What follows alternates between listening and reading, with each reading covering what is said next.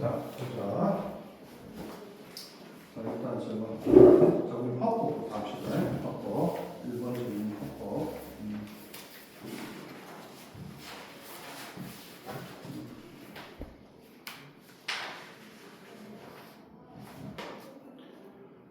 자, 발표잖아요. 그래서 이 화법 같은 경우는 종류가 다 다른데,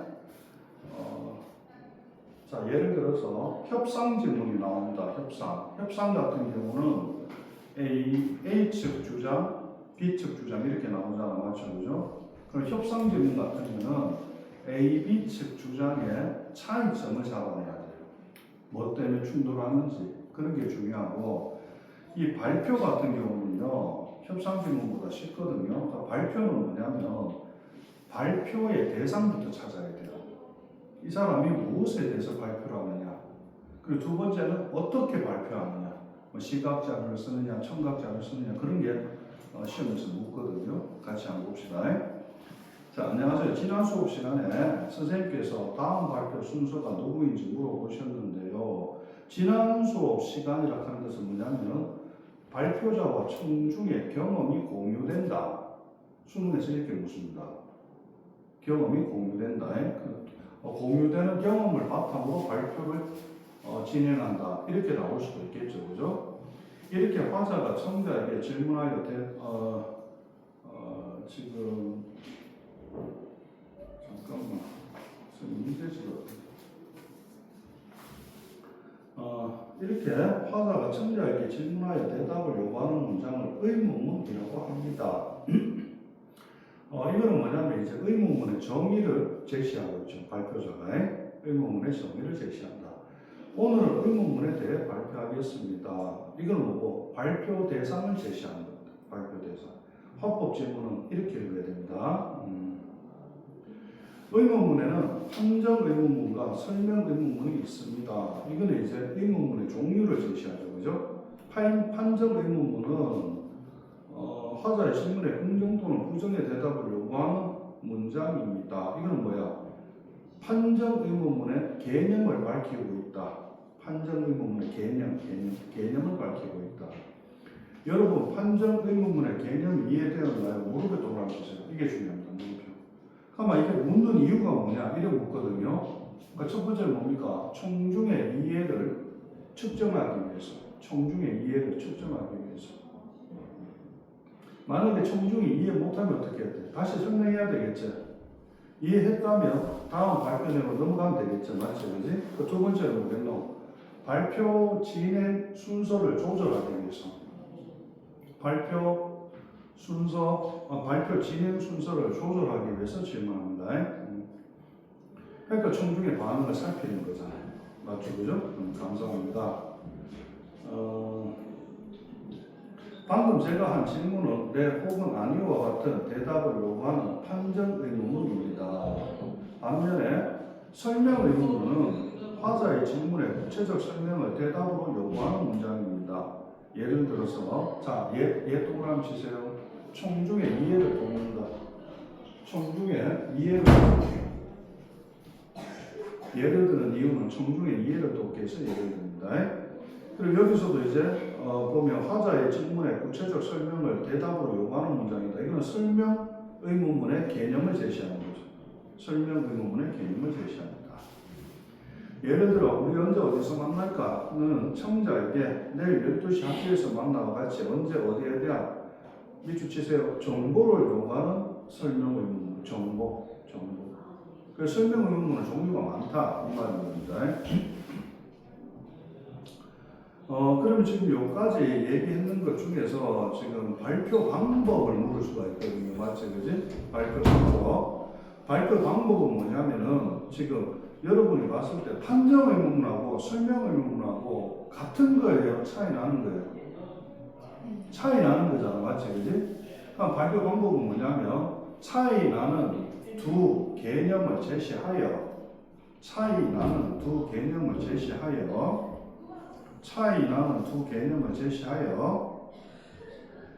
청중의 이해를 돕고 있다.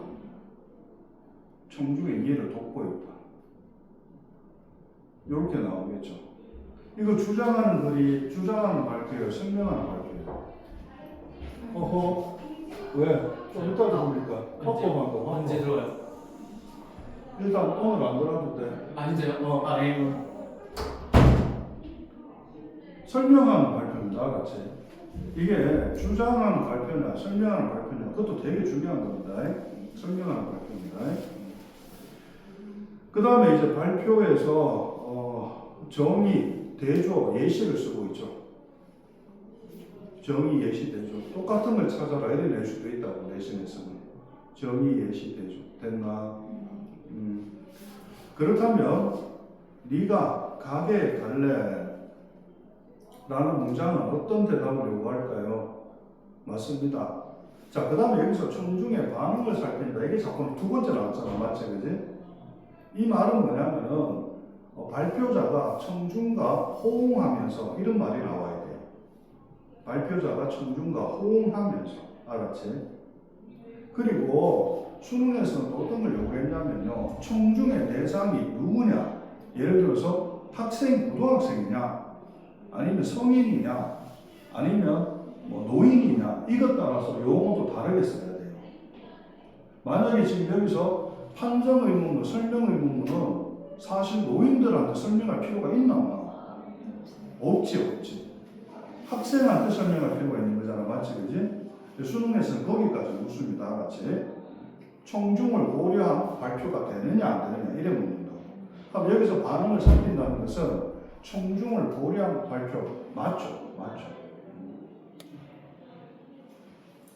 맞습니다. 응 또는 아니와 같은 대답을 요구할 텐데요.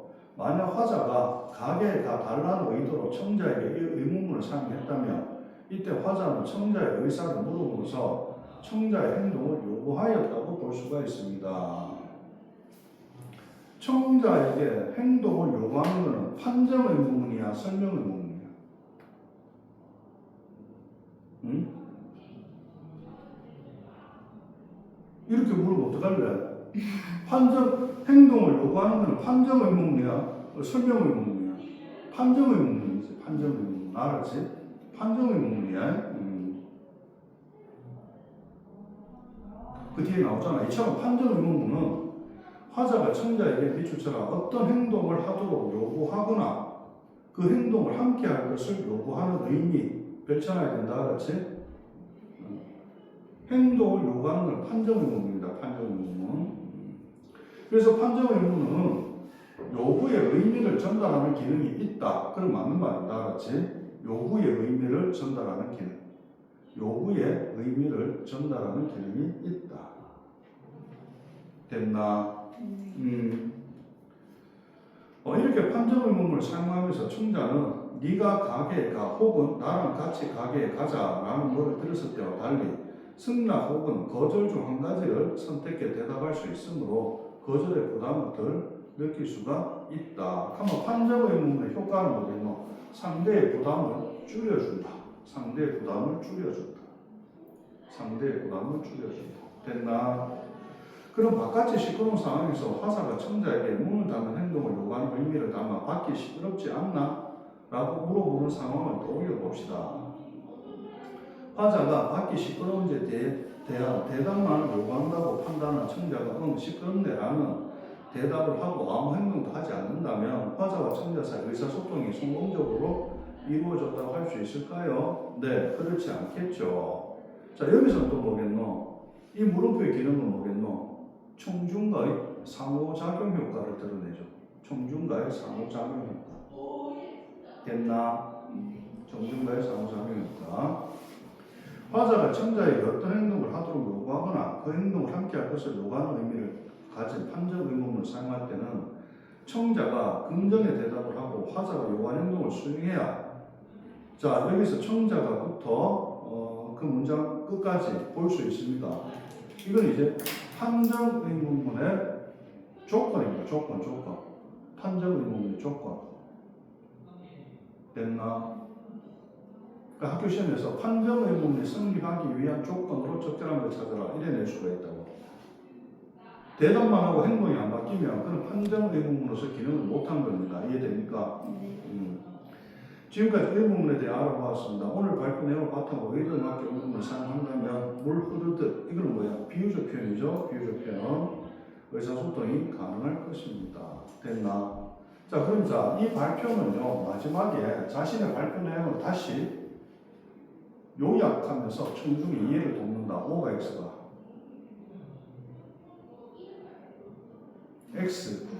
X죠. 다시 요약하지는 않습니다. 그것도 자주 나오는 말입니다. 같이 기억해놔야 됩니다.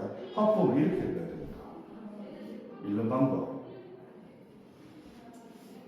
understand? 자, 장문으로 갑시다. 장문.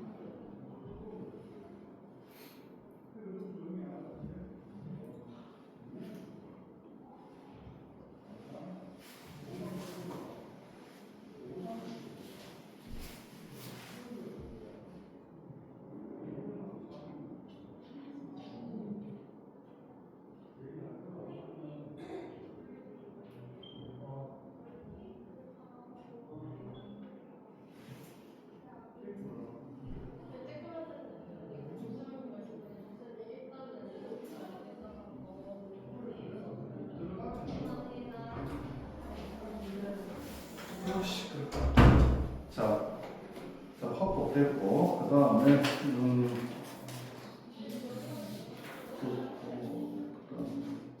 토이다, 맞지? 그죠? 토이. 이거 들어가? 토이 보자. 다시 한번 보자. 토이 지금 4번 지금 한번 봅시다. 답지는 집에 있지? 그러니까 문제는 여러분 풀고 알았지? 자, 토이. 자, 사회자 나오면 무조건 있잖아. 사회자 역할을 묻는다. 사회자 역할. 자, 일반 쓰레기야 뒤섞여 버려진 폐전지로 인해 발생하는 문제로 폐전지 분리배출의 중요성이 강조되고 있습니다. 끊어. 여기까지는 뭐야? 사회자 역할 1번. 문제적 상황을 제시한다. 문제적 상황을 제시한다.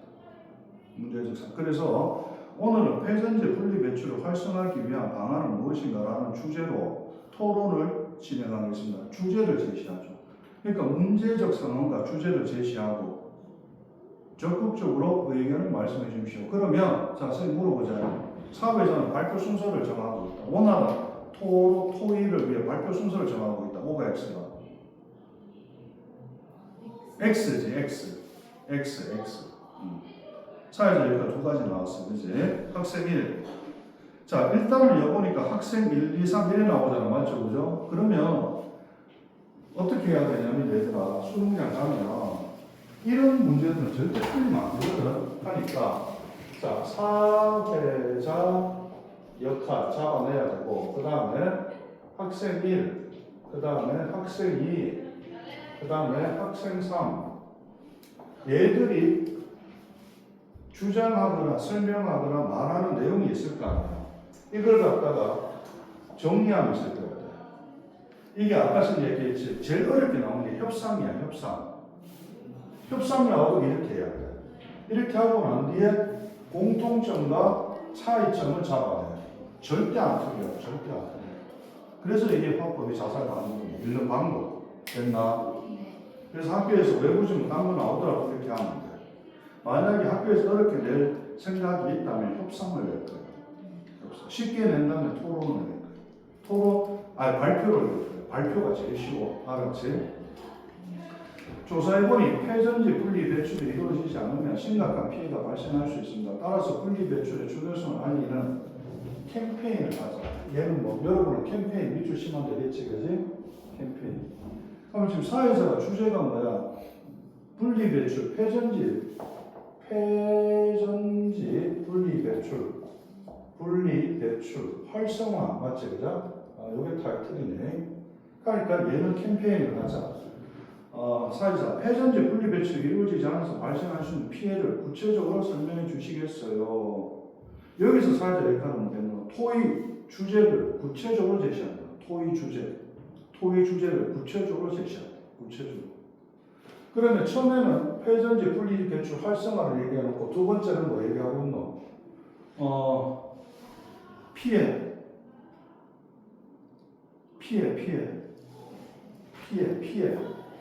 분리 배출하지 않으면 어떻게 피해가 발생하겠느냐? 학생 1이 회전지가 일반 쓰레기와 함께 버려지면 회전지 속 순카드 중금속이 지하수 오염시킨다.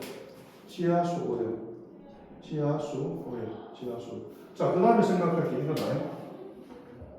보자. 이게 연결이 돼요.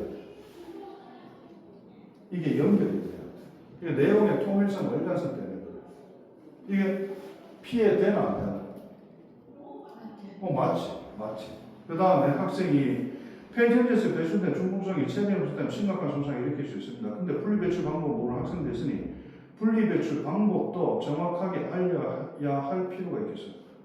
분리배출 방법. 야는 지금 뭐야? 분리배출 방법을 알리자. 그 다음에 체내에 흡수되면 심각한 체내 손상이 발생한다. 그럼 봐봐. 자, 체내 손상이 발생하는 것은 피해가 돼야 한다.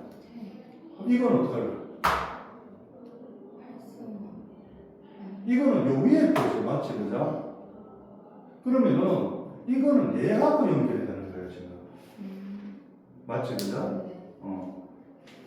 그래서 만약에 학교 시험이나 모의고사에서 이거하고 연결되면 이건 안 맞지, 지금. 근데 그거 찾기가 힘들어. 거기서 낚이는 거야. 근데 한 번만 수업 들으면 안 틀린다고, 이게 우리가 어디서 나오냐면 상하위 항목 하면 찔려 나온다. 상하위 항목 관계. 자, 예를 들어서 얘들아, 꽃이 있고 붉은 장미 이 관계가 맞나 틀리나? 안 맞죠? 이거 틀린 겁니다. 이거 잘못된 겁니다. 꽃이 있고 장미가 있고 장미 밑에 붉은 장미가 들어가야 돼요. 내 말 알아듣나? 이게 맞는 거예요. 이거는 지금 상하이 항목에서 생략된 거예요. 장미가 생략되어 있잖아요. 이거 진짜 중요합니다. 그렇지? 그리고 화작문에서 나올 때 문제 상황이 세 가지면 해결책이 세 가지로 1대1 대응이 돼야 돼요. 문제 상황이 세 가지인데 해결책 네 가지 나와도 안 돼요. 안 돼요. 지금 해결책 더 있으면 좋잖아요. 아니죠. 얘는 지금 요약을 못한 거죠. 알아듣나? 이 기본적인 겁니다.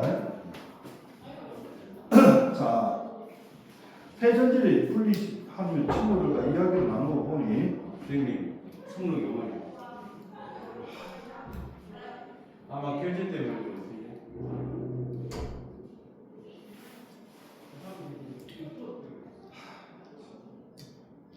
일단 멈춰봐.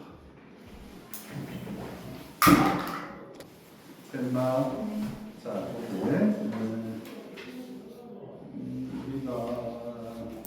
자, 그 다음에 학생 1 동의합니다. 포괄 차이다. 맞지? 그죠? 학생 1 동의합니다. 그럼 이거는 표시를 어떻게 해야 되냐면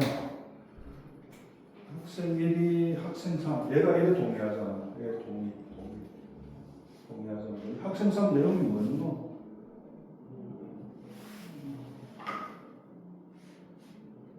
잠깐만.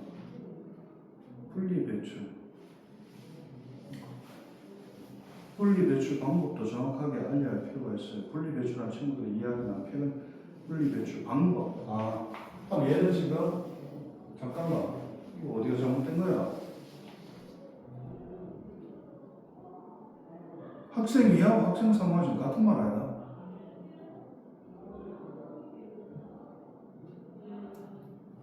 똑같은 거 아이가 지금? 맞지? 그러면 지금 얘도 지금 분리배출 방법을 얘기하잖아, 그죠? 분리배출 방법. 그러면 분리배출 방법을 모르는 학생들이 있으니 분리배출 방법도 정확하게 알려야 할 필요가 있어요.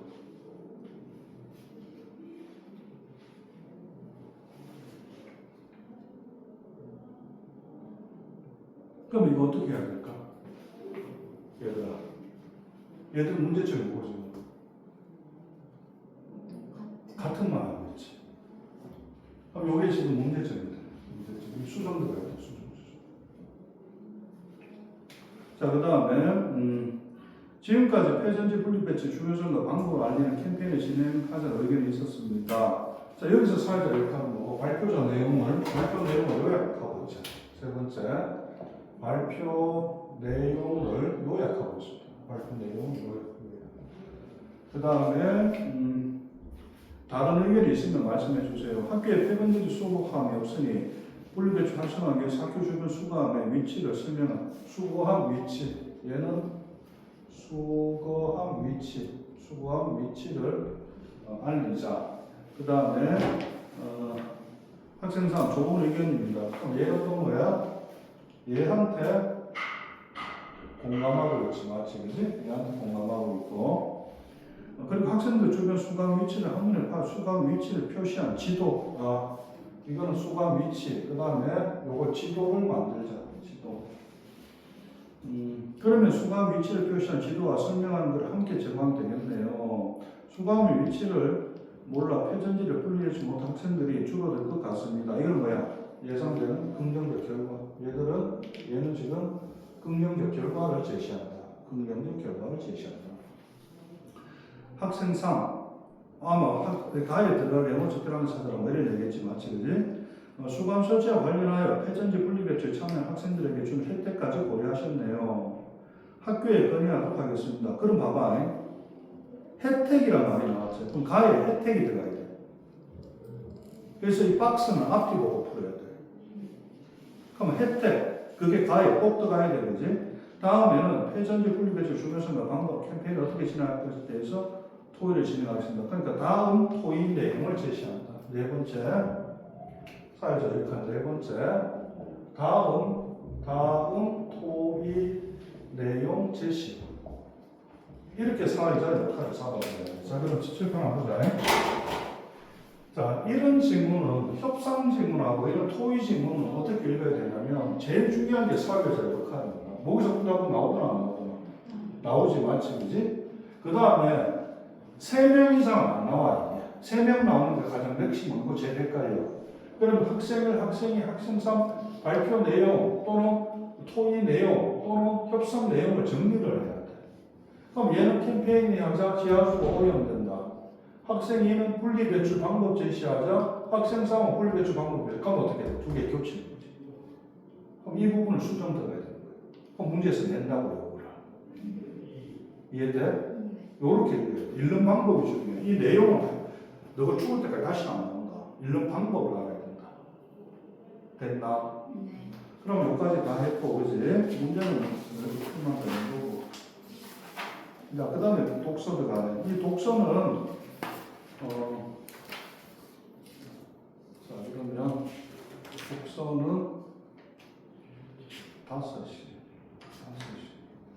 5시쯤에 하자. 왜냐면 지금 상공고 도생 수업을 해줘야 되거든. 그래서 지금 너는 5시까지 뭐 하냐면 테스트를 치자. 그러니까 너도 테스트 치고 상공고 수업하고 상공고 테스트 수업하고. 그럼 되겠지, 맞지? 그지? 그래서 출력해 볼게. 꺼주세요.